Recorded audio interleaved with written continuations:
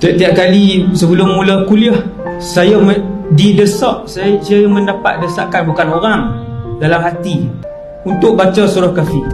Dan dia sangat mujarab, kerana surah Kahfi, tuan-tuan, daripada 114 surah yang diturunkan oleh Allah, surah Kahfi ini diturunkan khas oleh Allah untuk menjadi perisai ampuh kepada umat Nabi Muhammad daripada diserang segala jenis fitnah, dan juga fitnah yang paling besar, iaitu fitnah Dajjal.